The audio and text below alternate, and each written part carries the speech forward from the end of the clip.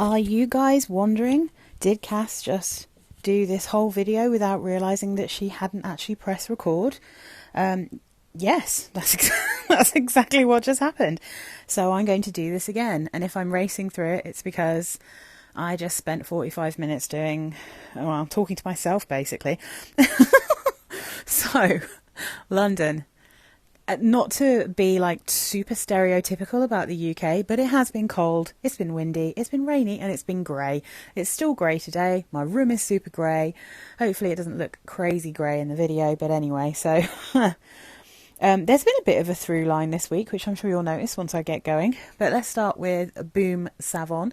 And this is actually how I started my week, because I think it was Saturday morning that I decided I wanted something crisp and clean and just bright to wake me up. Although generally this is something I would reach for in warmer weather, because it is a little bit sharper in cold weather.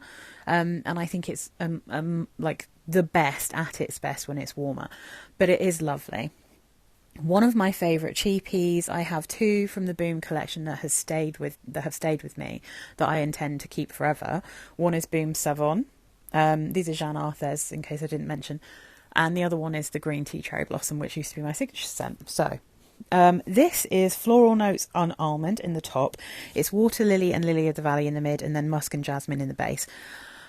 I don't really know how good that is at describing it. I think there probably is some kind of fruit in here as well. But it's really, really pretty. This, to me, it has got a kind of sort of bubble bathy feel, but it's not quite as warm as I think a bubble bath would be.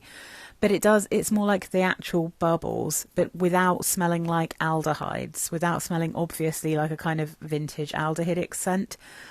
It smells like you've just used a really fancy shampoo that isn't too screechy, and this is as close as I can get to something that smells shampooey.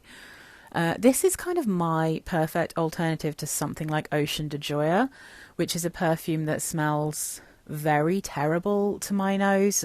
Not because, and I understand loads of people love that perfume, so I don't think it's because it's actually a bad perfume, but I think there's aroma chemicals in all of the de Joya lines that really rub me up the wrong way and make me feel a bit like, ugh.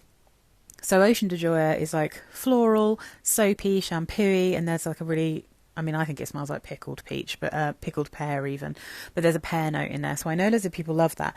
But if you want something similar to that kind of feel, but you want it to be more affordable, or if, like me, you don't get on with the Giorgio Armani perfumes, there's something in the house DNA that doesn't work for me. So if you're like that, this is a great alternative.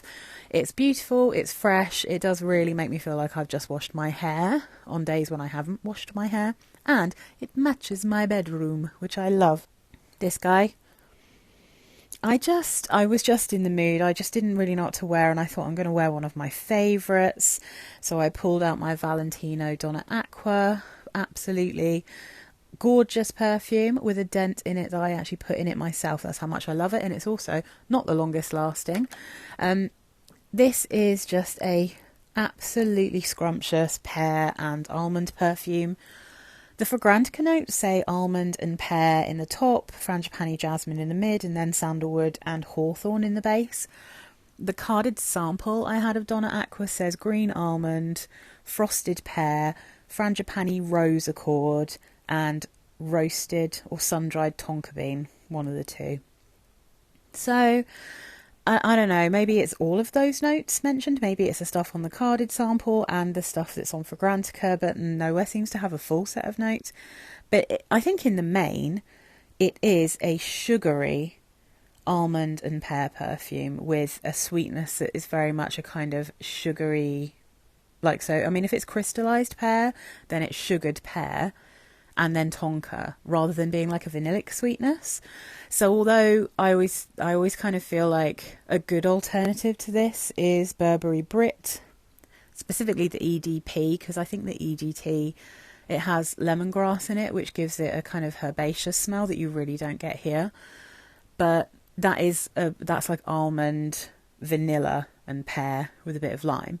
But I do still think that like a safe kind of easygoing version of this could be like God is a Woman from Ariana Grande. It's got that same kind of feel, but this is probably a bit more sugary and a bit more, I don't know, it's a bit more special, but it's Generic perfume do have a dupe of this, but you do have to get it from, I think it comes from the Middle East, so it can take a while and it can be a bit expensive, but it's beautiful. Though, I'm more excited though to talk about this. This has been on my wish list for a really long time, and I started making a concerted effort to buy a bottle secondhand about a year ago, but I gave myself a very strict budget of £30 for a partial bottle. I was trying to get a 35ml bottle to match my La, but I ended up with a 50ml bottle because this was on eBay. It finished the bidding at a really weird time, so I managed to get in there, and I got this for £28 plus postage and packing. This is Chanel No. 5 Eau de Parfum, and it's real. I've checked it, everything. Oh my god, I mean, guys, I'm so obsessed with this. I am going through a phase with the kind of Chanel No. 5 profiles, but see, now this for me, it can't, the Eau Premiere that I think a lot of people prefer, I can't compare them. This to me is so much warmer and just yummier. It's, to me, creamier and less kind of sweet and sugary. I found Eau Premiere not quite as nice. If you watched my video this week, then lots of people did actually. See, lots of people still love Chanel No. 5. I had a lot of comments on that video quite quickly, so oh, I can't stop smelling it, and it's so blooming beautiful. It's absolute magic on me, and I can understand that for people who this doesn't really work for, it's probably like horrible. And it's definitely a bit more challenging when you first spray it on. But my goodness, this on my skin just is kind of magical. And oh. So I'm going to give you the notes. Aldehydes, ylang ylang, neroli, bergamot and peach. Mid notes of iris, jasmine, rose and lily of the valley. Base notes sandalwood, oak moss, vanilla, vetiver and patchouli. Oh, this is just so soapy, and I mean, it doesn't list musk, but it feels so musky on me, this perfume. It dries down to smell like a flowery, slightly powdery, warm, sweet musk, like, and my skin. So you still get that slight hint of something animalic that comes through that really does make it smell like it is like clean, soapy, freshly washed but warm, sexy skin. I so felt like an absolute goddess wearing this, and I went full Marilyn, and I wore this on Sunday. I put it on, I let it dry down, and then I just was wearing only Chanel No. 5. I went and got into bed with my husband when we were watching Black Mirror. We were spooning, and we were just like snuggling, and he smelt my neck and he was like, "You smell lovely." And he doesn't really like vintage perfumes.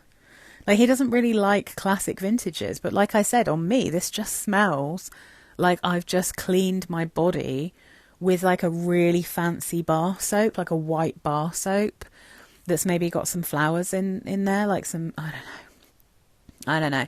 But anyway, so it went down well with him, and he pays a lot of attention to my perfume stuff. So when I told him that I was wearing Chanel No. 5 Eau de Parfum, because I was quite surprised that he complimented me. I didn't ask him. He just came out and said that I smelled nice. And I asked him, and I said, "What do you think?" And he said, "Oh, you just kind of," he thought about it. He was like, "Kind of flowery." And I was like, "Oh, nice." And I told him I'm wearing Chanel No. 5 Eau de Parfum, and he said, "Oh, like Marilyn Monroe." And I was like, "Yay."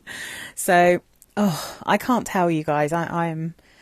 It's so cozy, and I can understand why people wear this to bed. What I will say is what I was thinking when I got the carded sample, what I've thought when I've tried this current version of the Eau de Parfum in store. I've tried the one from Selfridges, I've tried it in John Lewis, and now I've got this. I feel like this is nowhere near as strong as Chanel No. 5 used to be, which makes sense, right? They're going to kind of water it down, make it a bit more palatable. It's definitely got that kind of harsh, bubbly aldehydic smell when you first spray it. I feel like you get all of the more challenging notes when you first spray it, and then the more it dries down, the more it just turns into this beautiful scent. And I am obsessed. If this doesn't smell good on you, totally get it. But honestly, like when I sniff this, I can really smell where L'Eau has come from. L'Eau is like more citrusy, it's lighter, but it's so similar, like, to me. Like, it's such a palatable version and a modern version of No.5 while still absolutely keeping the spirit of No.5. So yeah, I mean, I think I said in the video, if you're not keen on this original, then you should definitely, if you give L'Eau a version, you might kind of get an idea of why people love this so much, because this is like a kind of more intense, slightly more vintage feel, but it definitely has that same yummy dry down feeling, just soapy, clean and beautiful that you get with L'Eau. Anyway, I've been talking about it for too long. What have we got next? Oh yeah, so I wore a couple of things that I was just testing out because, like I said last week, I'm trying to wear stuff that I haven't worn for ages to see whether I want to declutter them. So let's start with this one. I mean, I'm so torn. This is a Brocard perfume. I believe this one's called Winter Apple and Strawberry, or Winter Strawberry and Apple, from their Sense of Nature collection. This has notes of toffee, green apple, vanilla, lemon, cinnamon, musk, carnation and rose. I struggle with green apple perfumes. If there is a sweet green apple with a floral, then I often, especially if there's something like cinnamon in it, I often think it smells like a Christmas candle, or just a candle in general.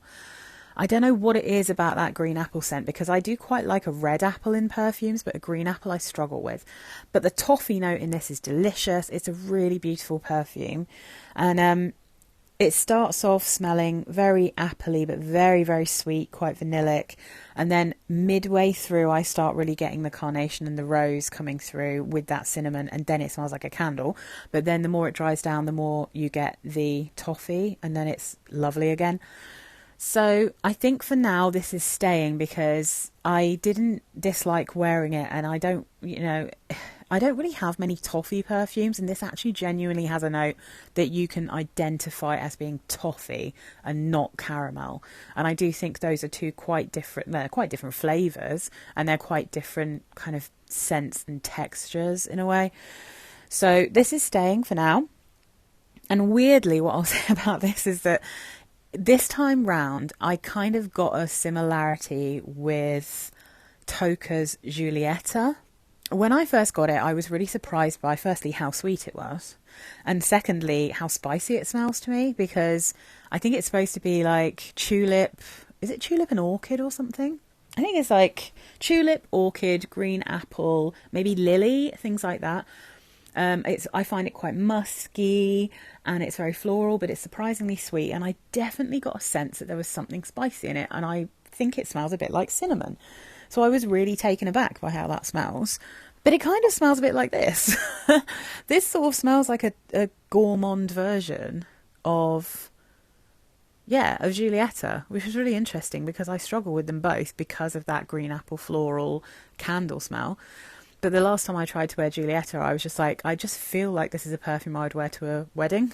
Like, it has a special occasion feel to me, weirdly, that one. I know Amy Glam talks about that all the time, and it's like one of her favourite freshies, but for me, because it's so sweet and it has something in it that makes me think of spice, I don't really think of that as a freshie. I think it's much thicker and muskier and sweeter than I expected it to be. But this is like that, but with toffee. So it's kind of interesting. Next up, we have another one that I think realistically what I need to do with this is take like a 10ml decant and then get rid of the bottle, because this is a 100ml bottle that I don't need, even though I do kind of like these bottles. This is a perfume from Jacomo, or Jacomo, I don't know how to say, I think Jacomo maybe, Art Collection number 8. Really cool bottle, because I don't know if you can see, but it's actually, you see it looks black, but it's transparent. You can see the liquid moving around in it. It's really cool. This is one that I would normally wear around, what's it called? Like Christmas, because I think it smells Christmassy, but I didn't wear it this year. So it's been over a year since I wore it, and I thought, right, let's test these things that I haven't worn for ages. So the notes in here: cardamom, tea and ginger in the top, dried fruits, milk and freesia in the mid, and then cinnamon, amber and white honey in the base. So I have been realising that I love tea perfumes that are fresh, but I don't so much love tea perfumes when they're sweet. I struggle way more with tea perfumes when they're sweet. There's something about the sweetness mixed with the tea that I find slightly sickly. And actually, to be honest, that is how I feel in real life. I never have sugar in tea. So, yeah, I don't know. I was like, there's one, I will definitely have to try it and then get back to you in one of my other what I wore last week videos. But this one I thought I'm going to try it because it's kind of Christmassy. I want to know how I feel about it. And I quite enjoyed wearing this one. So I think the dried fruits here, I'd say, are probably prunes. And I would make a bet that there's dried apricots. That is, I mean, to be fair, that is the picture they've got for dried fruits. But I think just in terms of the scent, there is definitely a sharpness here that reminds me of dried apricots, where you can get that sweetness, but there's still a tart element to it. So it doesn't go sickly sweet. But it smells to me like a mince pie flavoured tea and a splash of milk. So it's a really interesting perfume. But like I said, I mean, I wouldn't in my lifetime get through this size of bottle. So I might take a decant and then maybe pass this on. I will have to do like a tea perfume bundle at some point. If you are one of my lovely UK subscribers who have bought stuff from me from eBay in the past, I'm not quite sure what I'm going to do yet about selling my perfumes from here on, because eBay have just changed the like private seller stuff, which means that you don't get paid for what you're sending until 2 days after it's delivered, which would mean me sending stuff out before I get any money even for the postage. So I'm going to have to wait and see what happens with eBay, and I might have to start just selling on Vinted, which I don't really, it's not my favourite place to sell. I think it's a bit clunky. But yeah, I don't know. We're going to see, because it's just, that's madness, especially if you're selling anything that's like valuable. It's just, yeah, that's too much to ask. And again, if you're spending like money on postage and you're doing loads of stuff at the same time, you're talking about like 30-40 quid disappearing immediately before you've even got any of that money. So, and then if the delivery takes it, do you know what I mean? Like, someone cancelled an order that I had on eBay recently for some perfumes because she was like, I'm really sorry, but they've just changed these rules, so I can't really, I'm selling these because I need to make money like now. I can't afford to wait. So I was like, fair enough. Anyway, next up, okay, yeah, all right. Hello, Francis Coty's version of Chanel No.5. Alternative 2, I should say. So it definitely does have crossovers with Chanel No.5, but it's softer, it's even more floral, it's got less of the harshness that you get when you first spray this, but it's not, it's a little bit more fruity, I'd say, as well, and it's not quite as, I feel like the dry down's just not quite as sexy as this. It doesn't have quite the same smell of skin. I think this one's maybe even more kind of baby powdery, soapy. Oh, it's so pretty though, and I love wearing this. Now, I'm obviously going to have a soft spot for this kind of perfume profile because I used to wear L'Aimant in body spray form when I was about 7 or 8.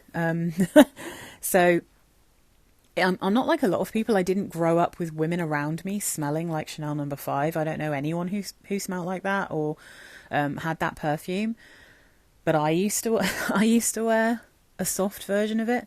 So, but anyway, so the person who was talking about this said that it smells like cinnamon to her, and I was really interested. So I went and had a look to find a more extended or a more expansive note breakdown, and I found one on base notes, and it says bergamot, neroli, peach, aldehydes and strawberry in the top, and then lily of the valley, carnation, iris, geranium, oriental rose, orchid, jasmine, ylang ylang in the mid, ambret seed, benzoin, toulouse balsam, labdanum, civet, vetiver, vanilla, sandalwood and tonka bean in the base. That seems like a good breakdown for a perfume that is from the 1920s, because they often listed way more of the notes back then, so you knew more of what was in it. And nowadays you just, I mean, there's surely very few perfumes that only have like 3 notes, but there are a ton listed as only having a few notes, but they're far more complex, you know. And this, I do get that feel of the kind of almost, yeah, the strawberry a little bit. And I don't at all think this smells like cinnamon. I don't get even a hint of cinnamon. But maybe to some people, things like benzoin, which I find kind of almost a bit gingerbready. But I'm not getting loads of that here. But it definitely is a kind of, I mean, I don't want to say cozier, but it's kind of a fluffier, easier, slightly younger version, I would say, of the Chanel No.5 general profile. But this definitely smells sexier and more grown up to me. Again, might be just be biased. So I finally, guys, oh my God, I've had this next perfume since literally just after I started my channel. And I haven't checked actually. Have I been on YouTube for 2 years by now? Is it more? I don't know. But anyway, so I have 2 flankers of L'Aimant, and I've had them for years, and they have been in a dark, cold box underneath my wardrobes, staying nice until I made a video. And because they've been down there in that box, kind of being cared for and safe and in like a nice environment, I just kept forgetting about it. And then I make videos that are seasonal or about something specific or about something I want to sell. And because I didn't want to sell these, I kept forgetting to make the video. I have finally made a video. And I wore one of them this week because now I've made the video, and I have decided that I should just wear my perfumes even if they're vintage and not kind of hide them away. This beauty, which I hope you can see as a kind of pinky colour, a warm kind of rosy pink colour. This is L'Aimant Caresse d'Orchidée. They don't make this anymore. You can occasionally come across this on eBay, which is where I got mine. I actually got mine with this is a 30ml and I got a 15ml with it as well. So it came as like a little set. So I will probably sell on the 15ml. So if any of you are interested, then at some point, hopefully, when I decide where I'm going to be selling things, I will put that on. And I'll just keep this bigger one. This is so pretty though. It's a shame they don't make this because it is, you can kind of tell, you know, that it's a L'Aimant flanker. Although when you wear them next to each other, if you test, like when I was doing my video, you could really smell the differences. But when I'm just kind of wearing this, I'm like, oh yeah, it's got that L'Aimant feel to it. It's got that kind of classic, slightly vintage smell to it. But maybe a tiny bit more modern. There is a real nice sweetness here. But I find that this one has like an interesting earthiness to it. So the video about these is going to be out on Wednesday coming. So I'm not going to go into like too much about this because you can, hopefully if you're interested, you can just watch that video when it comes out. But the notes, blackcurrant, bergamot and orange blossom in the top. Mid notes, red rose, orris, orchid, jasmine, hyacinth, lily and ylang ylang. Base notes of vanilla, sandalwood, oak moss and vetiver. I definitely get some blackcurrant here. Interestingly, I get quite a lot of orris here. So I get this irisy scent, but like an earthy irisy scent. And I get quite a lot of hyacinth along with the orchid. So there's a real sweetness when it dries down.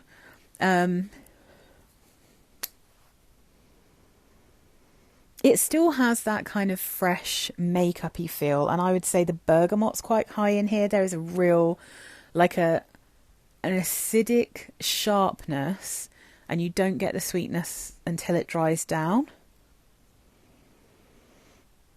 Yeah, and a bit of that blackcurrant, but I'm getting orchid, orris and hyacinth here, and it's very pretty. I'd be really interested to know if anyone else has this and what they get from it, like what it smells like to them. But yeah, you'll see the video coming out on Wednesday. And then I wore this one to work. I've been working from home, hence wanting these kind of musky, cozy, yummy things. But obviously I have to wear my Mon Guerlain at some point during the week. And this week I went for the EDT. Just having a good old sniff of it, but let me put it in the video where you can actually see it. So I wore my tiny bottle of the EDT. Now then, it's definitely not my favourite version, but I do like it, and I'm really happy to have this. But I don't need to invest in like a big bottle of this one. This is an interesting version because it doesn't have the vanilla and tonka mixture. So if I just read you out the notes, it's lavender, mandarin orange and bergamot in the top. You still get that lavender, which I love. You get a real hefty dose of citrus in this one that you don't get so much of at all in the other versions of Mon Guerlain. And then you get jasmine, sambac, orange blossom and ylang in the mid. The base notes are Tahitian vanilla, caramel, orris, violet and benzoin. So I actually get a bit of the violet here. And I do think that this is a kind of, it's a more fizzy and sharper and sheerer feel than the original Mon Guerlain. It's not as creamy, but it's still got quite a lot of sweetness because it has that caramel in the base and then the vanilla. So you're missing that kind of creamy, gentle, enveloping sweetness that you get when you get that mixture of tonka and vanilla, and instead you've got caramel. It's really pretty, but it's the same with the eau de parfum floral that I have. They both, after I've been wearing them for maybe 3 or 4 hours, all I can think of when I smell myself is La Lique Le Parfum. So I feel like those both, the EDT and Floral, both discontinued. They both have a feel of the vanilla that you get in Le Parfum. So yeah, I just every time now when I wear them, I'm like, oh yeah, kind of reminds me of that. It just, and not at the beginning, but just it gets to a certain point in the dry down where that's really what I'm getting. It's really interesting. So I don't know if they maybe have a similar vanilla note or there's something else about the combination of notes going on, but very pretty. Personally, I don't know, unless you're like a collector or it used to be your signature, or you're like me and you're just a bit mad and you have to have everything from one collection if you love it. But I don't know that it's the one that's worth tracking down. At the moment, my feeling is if you can get the sensual version, or no, not sensual, L'Essence, I think it's called, the one that has the kind of tropical florals in, the beachy florals, then the buttery florals, as I say, that one to me is kind of the most interesting, hard to get one. But anyway, this one, guys, oh my goodness, I have not worn this for so long.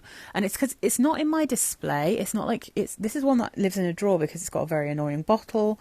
This is 212 by Carolina Herrera. And oh, it's going that way though. That's not too bad. Normally when I try to show this, it just goes So 212, hate these bottles. They're really impractical. But if I could find a way to stand this up, then I would be tempted to put it, I mean, it would have to go in my musky perfumes. It would just have to. This is straight up white bar soap. So good. Oh my God. I haven't worn this for a really long time. And because I wore Noah last week, and like I said, I've been trying to work out, are these things, if I'm not wearing them, is it because I don't really love them? And should I get rid of them? So I'm like, I've got to keep Noah, even though I find that quite stressful when I first put it on and then it dries into this most beautiful perfume. To me, Noah almost smells like a kind of lush bar soap, like a slightly natural bar soap that has a hint of coffee, something like that. Some greenness, some florals, everything under the sun going on in Noah. 212 to me smells like a classic bar soap. Maybe not in the way that Chanel No.5 is almost things like imperial leather. I don't really remember what that smells like, but my general memory of it in a non-specific way is it smelled like a really old-fashioned but classic soap that you maybe would have got in a fancy hotel 50 years ago. This smells like a fancy modern soap. So my friend for Christmas, in amongst the little presents she gave me a Jo Malone soap, which is blackberry and bay.